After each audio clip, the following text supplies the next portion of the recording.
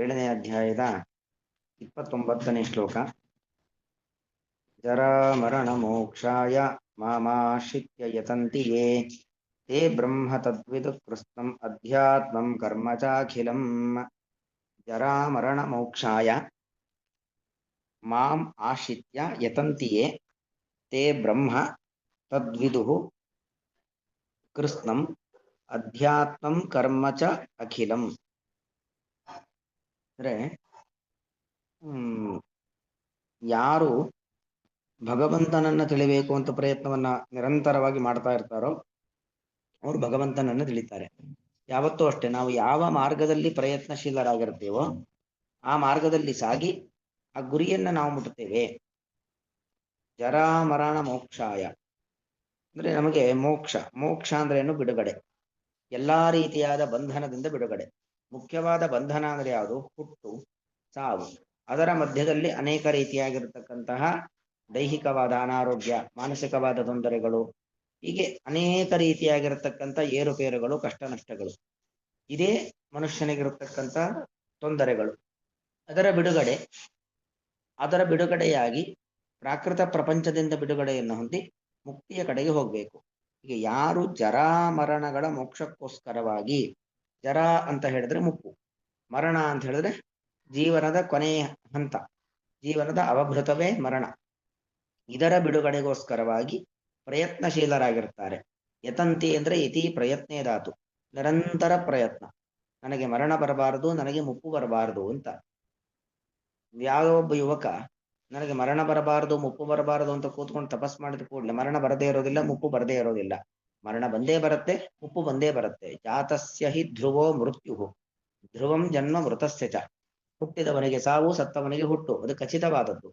ಆದರೆ ಕೆಲವು ನೋಡಿ ಪ್ರಯತ್ನ ಪಟ್ರೆ ಸಿಗುವಂಥದ್ದು, ಕೆಲವುದು ಎಷ್ಟೇ ಪ್ರಯತ್ನ ಪಟ್ಟರೂ ಕೂಡ ನಾವು ಅದನ್ನ ಪಡಿಲಿಕ್ಕಾಗೋದಿಲ್ಲ ಅಂಥದ್ದು ಕೆಲವುದಿರುತ್ತೆ.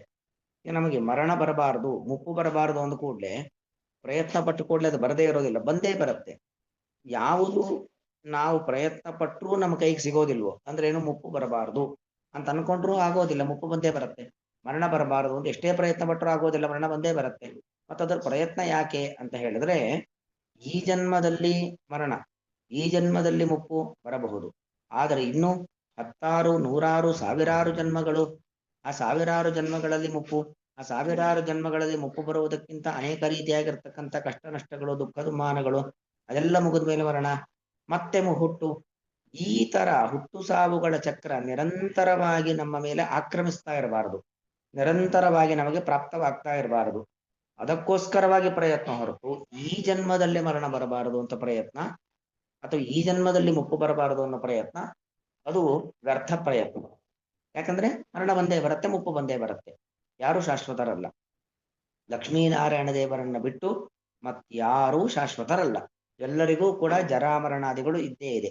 ಅಂದ್ರೆ ಇಂತಹ ಜರಾಮರಣಗಳು, ಮುಪ್ಪು, ಮರಣ, ಹುಟ್ಟು, ಆ ಹುಟ್ಟು ಸಾವುಗಳ ಮಧ್ಯದಲ್ಲಿ ಬರತಕ್ಕಂಥ ತೊಂದರೆಗಳು, ಇದು ನಿರಂತರವಾಗಿ 10, 100, ಸಾವಿರಾರು ಜನ್ಮಗಳಲ್ಲಿ ನಿರಂತರವಾಗಿ ಬರ್ತಾ ಇರಬಾರದು. ಅಂದ್ರೆ ಆ ಹುಟ್ಟು ಸಾವು ಈ ಕಾಲಚಕ್ರದಲ್ಲಿ ನಾವು ಸಿಕ್ಕಾಕೊಂಡು ತೊಂದರೆಗೆ ಒಳಗಾಗಬಾರದು, ಅದು ಬೇಗ ಮುಕ್ತಾಯವಾಗಬೇಕು, ಮೋಕ್ಷದ ಕಡೆಗೆ ನಾವು ಹೋಗಬೇಕು ಅನ್ನೋದು ಪ್ರಯತ್ನ ಹೊರತು ಈ ಜನ್ಮದಲ್ಲಿ ನಮಗೆ ಮರಣ ಬರಬಾರದು, ಮುಪ್ಪು ಬರಬಾರದು ಅನ್ನೋ ಪ್ರಯತ್ನವಲ್ಲ. ಹೀಗೆ ಇದಕ್ಕೋಸ್ಕರವಾಗಿ ಯಾರು ಪ್ರಯತ್ನಶೀಲರಾಗಿರ್ತಾರೆ, ಅದಕ್ಕೋಸ್ಕರ ಪ್ರಯತ್ನ, ಮರಣ ಬರಬಾರದು, ಮುಪ್ಪು ಬರಬಾರದು ಅಂತ ಪ್ರಯತ್ನ ರಾಕ್ಷಸರು ಕೂಡ ಮಾಡ್ತಾರೆ. ರಾವಣ ಮಾಡಿಲ್ವಾ? ಕುಂಭಕರ್ಣ ಮಾಡಿಲ್ವಾ? ಹಿರಣ್ಯಾಕ್ಷ, ಹಿರಣ್ಯಕಶಿಪು, ಎಲ್ಲಾ ರಾಕ್ಷಸರು ಪ್ರಯತ್ನ ಮಾಡಿದ್ದೇ ನಮಗೆ ಸಾವು ಬರಬಾರದು ಅಂತ ಅವರು ಜಪತಪಾದಿ ಅನುಷ್ಠಾನಗಳನ್ನ ಮಾಡಿರ್ತಕ್ಕಂಥದ್ದು. ಅದಕ್ಕೋಸ್ಕರವಾಗಿ ಕೃಷ್ಣ ಹೇಳತಕ್ಕಂಥ ಮಾತು, ಜರಾಮರಣಗಳ ಮೋಕ್ಷಕ್ಕೋಸ್ಕರವಾಗಿ ಪ್ರಯತ್ನ ಹೇಗೆ ಮಾಡಬೇಕು? ಮಾಮಾಶಿತ್ಯ, ಮಾಮ್ ಅಂದ್ರೆ ನನ್ನನ್ನು, ಗುಣಪರಿಪೂರ್ಣನಾಗಿರ್ತಕ್ಕಂಥ ನನ್ನನ್ನ ಆಶ್ರಯಿಸಿಕೊಂಡು ಯಾರು ಪ್ರಯತ್ನ ಮಾಡುತ್ತಾರೋ, ಮಾಮಾಶ್ರಿತ್ಯ ಯತಂತಿ ಯೇ ಮಾಂ ಆಶ್ರಿತ್ಯ ಯತಂತಿ, ಯಾರು ನನ್ನನ್ನ ಆಶ್ರಯಿಸಿಕೊಂಡವರಾಗಿ ಪ್ರಯತ್ನವನ್ನ ಮಾಡ್ತಾರೆ, ಅವರ ಜೀವನದ ಸಾಧನೆಗಳನ್ನ ಮಾಡ್ತಾ ಹೋಗ್ತಾರೆ, ದೇವರ ಮೇಲೆ ಭಾರ ಹಾಕಿ ದೇವರನ್ನ ನಂಬಿ ಆ ದೇವರೇ ನಮ್ಮನ್ನ ಕಾಪಾಡುವವನು ಎಂಬತಕ್ಕಂಥ ಭಾವನೆಯನ್ನು ಇಟ್ಟುಕೊಂಡು ಪ್ರಯತ್ನ ಮಾಡಬೇಕು. ರಾವಣ ಕುಂಭಕರ್ಣಾದಿಗಳು ಯಾರೂ ಕೂಡ ರಾಕ್ಷಸರು ಭಗವಂತನನ್ನ ನಂಬಿಲ್ಲ, ಭಗವಂತನ ಧಿಕ್ಕರಿಸಿ ಬೇರೆ ರುದ್ರಾದಿ ದೇವತೆಗಳನ್ನೇ ಸರ್ವೋತ್ತಮ ಅನ್ನೋ ಭಾವನೆಯನ್ನ ಇಟ್ಟುಕೊಂಡು ತಪಸ್ ಮಾಡಿದ್ದು. ಮತ್ತಿನ್ನೇನು ಅವರಿಂದ ಅನುಗ್ರಹ ಪಡೆದ ಮೇಲೆ ಮತ್ತೆ ನಾವೇ ದೇವರನ್ನು ಅನ್ಲಿಕ್ಕೆ ಶುರು ಮಾಡ್ಬಿಟ್ರು ಹೊರತು ನಮ್ಮನ್ನ ನಿಯಮನೆ ಮಾಡ್ತಕ್ಕಂಥ ಒಬ್ಬ ಭಗವಂತ ಇದ್ದಾನೆ ಅನ್ನೋದನ್ನೇ ಮರೆತು ಬಿಟ್ರು. ಅದಕ್ಕೆ ಕೃಷ್ಣ ಹೇಳುವಂಥದ್ದು ಪ್ರಯತ್ನ ಸಫಲವಾಗಬೇಕು ಅಂತಾದ್ರೆ ಪ್ರಯತ್ನದ ಹಿಂದೆ ಇರತಕ್ಕಂಥ ಭಾವನೆ ಬಹಳ ಮುಖ್ಯ. ಯಾವುದೋ ಒಂದು ಕೆಟ್ಟ ಭಾವನೆಯನ್ನು ಇಟ್ಟುಕೊಂಡು ಪ್ರಯತ್ನವನ್ನ ಮಾಡಿದ್ರೆ ನಮ್ಮ ಭಾವನೆ ಭಕ್ತಿ ಇದು ಸರಿ ಇಲ್ಲದೆ ಹೋದ್ರೆ ಪ್ರಯತ್ನ ಸಫಲವಾಗುವುದಿಲ್ಲ. ಅದಕ್ಕೆ ನಮ್ಮ ಭಾವನೆ ಹೇಗಿರಬೇಕು? ಏನೋ ಒಂದು ಸಾಧನಾ ಮಾರ್ಗದಲ್ಲಿ ಸಾಗ್ತಾ ಇದ್ದೇವೆ, ಆ ಸಂದರ್ಭದಲ್ಲಿ ನಮ್ಮ ಭಾವನೆ ಹೇಗಿರಬೇಕು ಅಂದ್ರೆ ಮಾಮಾಶಿತ್ಯ, ಭಗವಂತನನ್ನ ಆಶ್ರಯಿಸಬೇಕು, ಭಗವಂತನೇ ಗುಣಪರಿಪೂರ್ಣ, ಭಗವಂತನೇ ಸರ್ವೋತ್ತಮ, ಈ ಎಲ್ಲಾ ಭಾವನೆಗಳನ್ನ ಇಟ್ಟುಕೊಂಡು ನಾವು ಪ್ರಯತ್ನಶೀಲರಾದ್ರೆ ಅದು ಸಾರ್ಥಕ ಪ್ರಯತ್ನವಾಗತ್ತೆ. ಇಲ್ಲದೆ ಹೋದ್ರೆ ವ್ಯರ್ಥ ಪ್ರಯತ್ನ, ಫಲಪ್ರದವಾಗೋದಿಲ್ಲ ನಮ್ಮ ಪ್ರಯತ್ನಕ್ಕೆ. ಮಾಂ ಆಶ್ರಿತ್ಯ ಯೇ ಯತಂತಿ, ನನ್ನನ್ನ ಆಶ್ರಯಿಸಿಕೊಂಡು ಭಗವಂತನ ಮೇಲೆ ಭಾರವನ್ನ ಹಾಕಿ ಭಗವಂತನೇ ನಮ್ಮ ರಕ್ಷಕ, ಅವನೇ ಈ ಕ್ರಿಯೆಯನ್ನ ನಡೆಸುವವನು ಎಂಬತಕ್ಕಂಥ ಭಾವನೆಯಿಂದ ನಾವು ಕರ್ಮಗಳನ್ನ ಮಾಡಬೇಕು. ಅಂತವರು ತೇ ಬ್ರಹ್ಮ ತದ್ ವಿದುಹು, ಆ ತತ್ ಬ್ರಹ್ಮ ತತ್ ಬ್ರಹ್ಮ ಅಂದ್ರೆ ಆ ಬ್ರಹ್ಮ ಗುಣಪರಿಪೂರ್ಣನಾದ ಪರಮಾತ್ಮ, ಎಲ್ಲಾ ಕಡೆ ತತ್ ಅಂದ್ರೆ ವ್ಯಾಪ್ತ ಅಂತ ಅರ್ಥ, ಎಲ್ಲ ಕಡೆ ವ್ಯಾಪಿಸಿಕೊಂಡು ಇರತಕ್ಕಂತಹ ಬ್ರಹ್ಮ ಇದ್ದಾನಲ್ಲ, ಆ ಬ್ರಹ್ಮನನ್ನ ತಿಳಿತಾರೆ. ಕೃಷ್ಣಂ ಅಧ್ಯಾತ್ಮಂ ಕರ್ಮ ಚ ಅಖಿಲಂ, ಕೃಷ್ಣಂ ಅಧ್ಯಾತ್ಮಂ ವಿದುಹು, ಬ್ರಹ್ಮನನ್ನ ತಿಳಿತಾರೆ. ಕೃಷ್ಣಂ ಅಧ್ಯಾತ್ಮಂ, ಎಲ್ಲಾ ರೀತಿಯಾಗಿರ್ತಕ್ಕಂಥ ಅಧ್ಯಾತ್ಮ, ಎಲ್ಲಾ ರೀತಿಯಾದ ಅಧ್ಯಾತ್ಮ ಅಂದ್ರೆ ಏನು? ಕೃಷ್ಣ ಶಬ್ದಕ್ಕೆ ಸಕಲ ಅಂತ ಅರ್ಥ. ಸಕಲವಾದ ಅಧ್ಯಾತ್ಮ, ಅಧ್ಯಾತ್ಮ ಅಂದ್ರೆ ಏನು? ಆತ್ಮನಃ ಅಧಿ ಇತಿ ಅಧ್ಯಾತ್ಮ, ನಮ್ಮ ಒಳಗೆ ಈ ದೇಹದ ಒಳಗಡೆ ಇಬ್ಬರಿದ್ದಾರೆ, ಒಬ್ಬ ಪರಮಾತ್ಮ ಮತ್ತೊಬ್ಬ ಜೀವಾತ್ಮ. ಜೀವನ ನಮಗೆ ನಮ್ಮ ಜ್ಞಾನ ಪರಿಪೂರ್ಣವಾಗಿ ಬರುತ್ತೆ, ನಮಗೆ ದೇವರ ಜ್ಞಾನ ಪೂರ್ತಿಯಾಗಿ ಬರ್ಲಿಕ್ಕೆ ಸಾಧ್ಯವೇ ಇಲ್ಲ. ನಮ್ಮ ಯೋಗ್ಯತೆಗೆ ಅನುಗುಣವಾಗಿ ನಮಗೆ ದೇವರ ಬಗ್ಗೆ ಅರಿವು ಬರುತ್ತೆ ಹೊರತು ಭಗವಂತನ ಬಗ್ಗೆ ಪೂರ್ತಿ ತಿಳಿದವರು ಅಂತ ಯಾರೂ ಇಲ್ಲ ಜಗತ್ತಿನಲ್ಲಿ. ಬ್ರಹ್ಮಾದಿ ದೇವತೆಗಳು, ಲಕ್ಷ್ಮೀದೇವಿ ಯಾರೂ ಕೂಡ ದೇವರನ್ನ ಪೂರ್ತಿಯಾಗಿ ತಿಳಿದಿಲ್ಲ.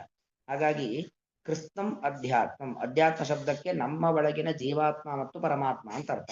ಅವರನ್ನ ಸಂಪೂರ್ಣವಾಗಿ ತಿಳಿತಾರೆ ಅಂದ್ರೆ ನಮ್ಮ ಸ್ವರೂಪ, ನಮ್ಮ ಆತ್ಮದ ಜ್ಞಾನ, ನಮ್ಮ ಆತ್ಮದ ಪರಿಪೂರ್ಣವಾದ ಜ್ಞಾನ ಬರುತ್ತೆ, ಮತ್ತು ನಮ್ಮ ಆತ್ಮನ ಬಿಂಬನಾಗಿರ್ತಕ್ಕಂಥ ಪರಮಾತ್ಮನ ಜ್ಞಾನ ನಮ್ಮ ಯೋಗ್ಯತೆಗೆ ಅನುಗುಣವಾಗಿ ಬರುತ್ತೆ. ಅಷ್ಟು ಮಾತ್ರ ಅಲ್ಲ, ಅಖಿಲಂ ಕರ್ಮ, ಎಲ್ಲಾ ರೀತಿಯಾಗಿರ್ತಕ್ಕಂಥ ಕರ್ಮವನ್ನು ಕೂಡ ಅವರು ತಿಳ್ಕೊಳ್ತಾರೆ.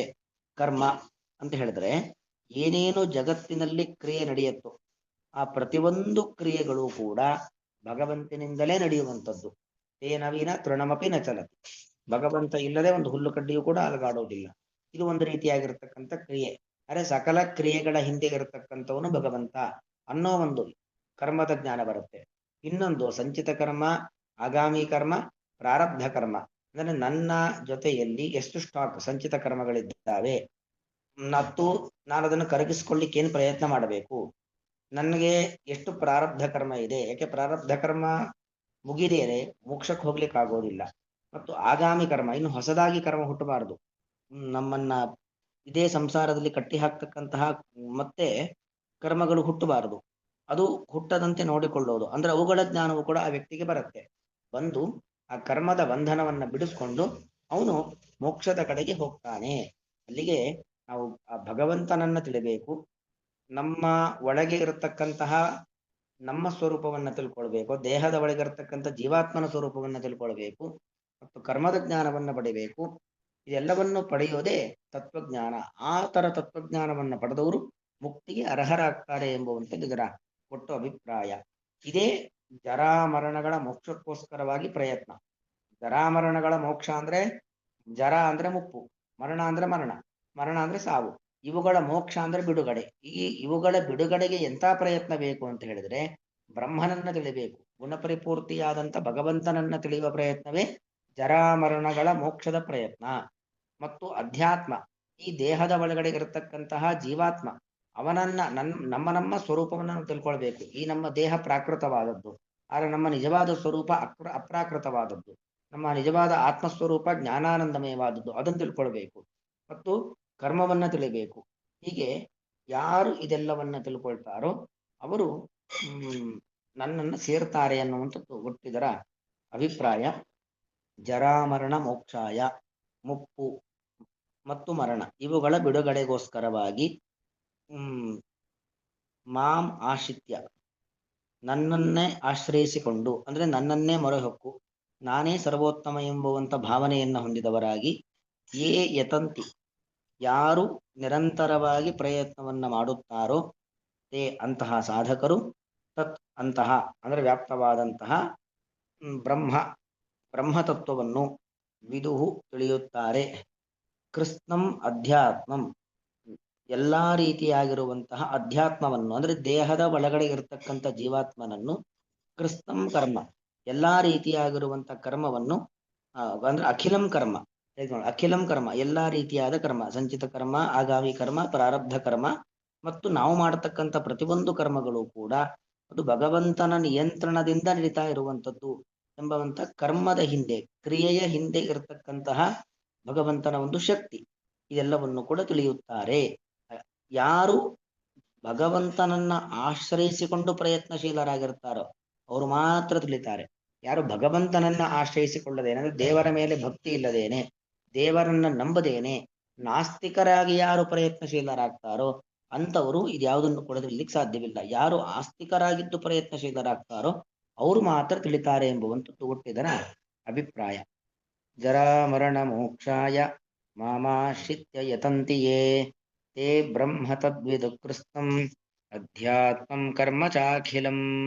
ಶ್ರೀಕೃಷ್ಣಾರ್ಪಣಮಸ್ತು.